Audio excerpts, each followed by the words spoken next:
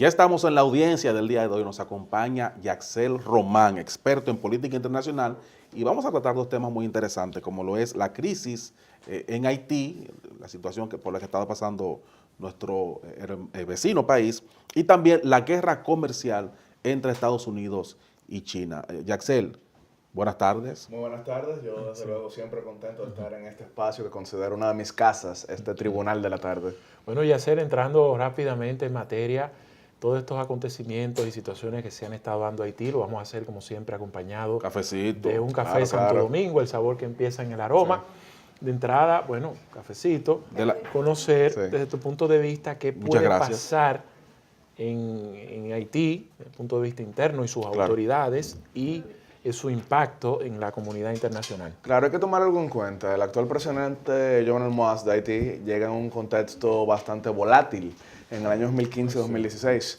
Recordaremos que en la primera vuelta de aquel año él terminó siendo el más votado, pero la oposición llevó a cabo una serie de protestas muy violentas, mucho más grandes que las que estamos viendo hoy en día, y se llegó a cancelar varias veces la segunda vuelta al punto de que eventualmente tuvieron que rehacerla un año después, algo que no fue muy bien recibido por la comunidad internacional, que entendía que Jovenel Moïse debía ser proclamado como presidente lo más pronto posible. En aquel momento lo que se hizo fue reconfirmar al Consejo Electoral Provisional de aquel país, se llevó a un gobierno entonces provisional de parte de Jocelyn Prévert, que sustituyó a Michel Martelly, y no es sino hasta octubre que se anuncian unas nuevas elecciones del 16, y en ese contexto en noviembre se hacen, y llega Jovenel Moïse con una participación electoral de solamente un 18% del padrón. Es decir, Haití tiene hoy en día las votaciones más bajas de todo el continente. República Dominicana, para ponerlo en contexto, un 70% acude a las elecciones. En Haití, un 18%.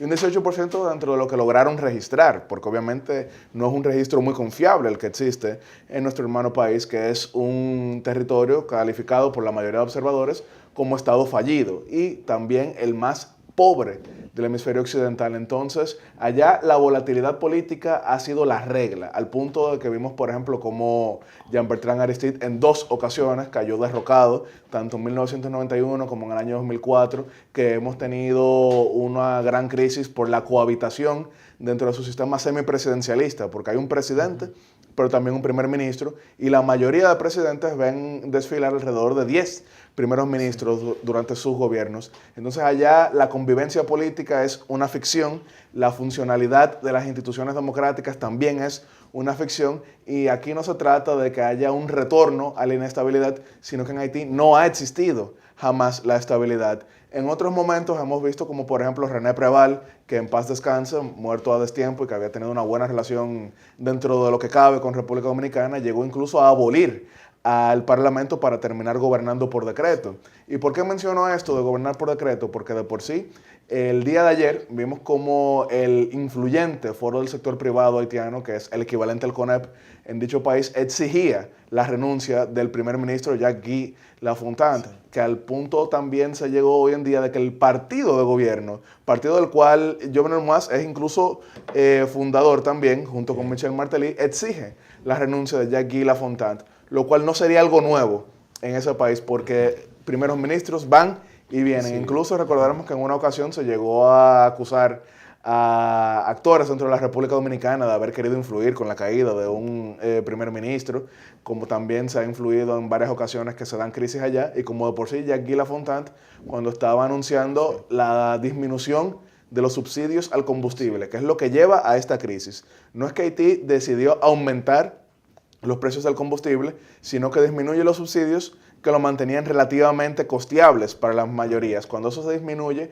por petición del Fondo Monetario Internacional para liberación de más fondos que puedan ser utilizados para construcción de carreteras y demás, entonces eso lleva a un aumento de un 49%, y en un país que ya está dentro de un contexto de incendio popular, esa chispa añade a todo ello, pero vuelvo y resalto que esta es la historia de nunca acabar en Haití. Y hago un llamado a la comunidad internacional desde este espacio para que tengan en consideración que Haití no puede ser analizado como analizaríamos, por ejemplo, a Europa, como analizaríamos incluso a gran parte de América Latina. El contexto que vive ese país no se parece a ningún otro dentro del hemisferio occidental, porque allá sencillamente no ha existido jamás una ilusión de lo que sería institucionalidad, y cualquier tipo de medida que se aplique tiene que ser plenamente analizada y plenamente observada previo a su implementación.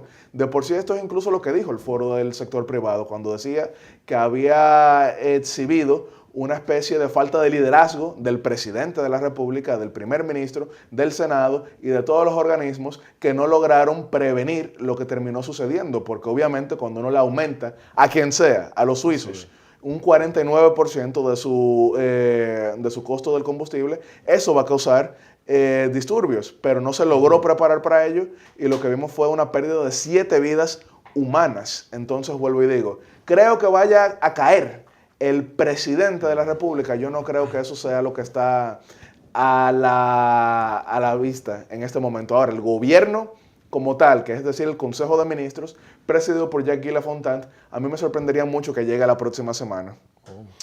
Yaxel, aunque Haití no es Nicaragua, pero precisamente en Nicaragua pasó algo similar, que ante una medida que se vio como muy impopular de aumentar unos impuestos para el asunto del seguro de salud. De las pensiones también. Entonces el pueblo sale a las calles. Luego entonces retiran esta medida y pero sigue la gente en la calle. El pueblo sigue en la calle. Entonces lo que ha ocurrido en Haití, ¿fue esto una justificación para que esa gran mayoría que no fue responsable de este gobierno de Haití, entonces pudieran ellos demostrarle a las actuales autoridades de que no están de acuerdo con la manera de gobernar y que van a continuar a pesar de haber retirado la medida, o sea, a pesar de haber echado para atrás la medida del aumento de los combustibles, ellos van a continuar tratando de desestabilizar el gobierno? Porque vuelvo y resalto, uno puede, mediante una chispa, causar un incendio. Ahora, tú apagas esa chispa y el incendio sigue ahí. Fue lo que pasó en Nicaragua, que cuando se aumentó entonces el aporte a los fondos de pensiones, la gente salió a las calles, hemos visto alrededor de 240 muertos, más de 1.000 detenidos y alrededor de 3.000 heridos en ese país. Y por más que han echado para atrás las medidas, lo que hemos visto es una profundización de los conflictos y se habla incluso de tener que adelantar las elecciones. En Haití, entonces, por más que uno eche para atrás las medidas, seguimos hablando de un estado donde el 70% de la población vive en pobreza extrema.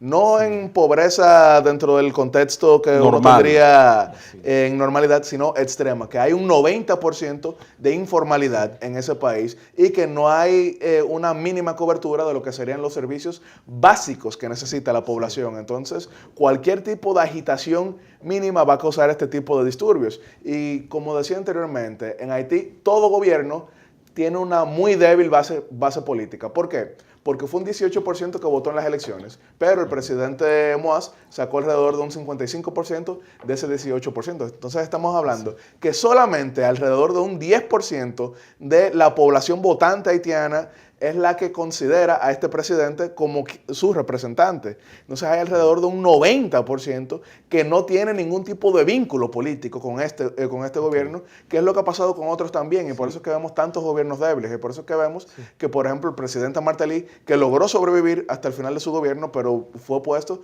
constantemente contra las cuerdas. Entonces, lo que tenemos que tomar en cuenta es que aquí todo lo que tenga que ver con el combustible podrá ser bienvenido, pero no va a corregir los males de fondo en cuanto a Haití. Y para eso, obviamente, la República Dominicana tiene que jugar un rol porque compartimos isla, pero tampoco puede verse como que hay una solución únicamente dominicana a lo que sucede en Haití, porque nosotros somos un país menos pobre, pero tenemos nuestra gran cantidad de retos, y por eso yo entiendo que el enfoque que debe dársele a Haití en cuanto a la solución tiene que cambiar completamente, porque la comunidad internacional lo que ha apostado durante muchísimo tiempo es a financiar a las ONG, que lo que terminaron creando fue una casta económica en ese país, y no solamente compuesta por haitianos, porque obviamente estas ONG tienen un gran componente extranjero que lucran con la miseria, que lucran con la crisis y que lucran con el sufrimiento de aquel país. Yo entiendo que hay que apostar al rescate económico de ese país, y eso no se va a lograr con ayuda, eso se va a lograr con iniciativas que fomenten la creación de empleo desde ese lado, para que no solamente evitemos el éxodo haitiano,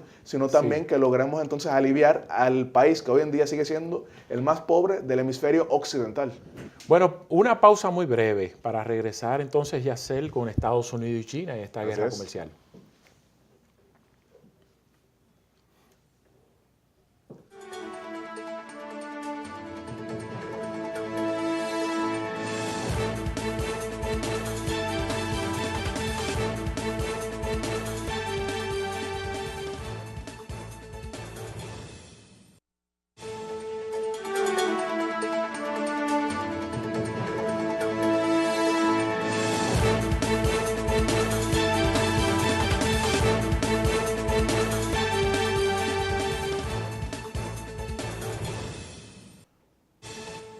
Yacel Román, internacionalista, este tribunal de la tarde.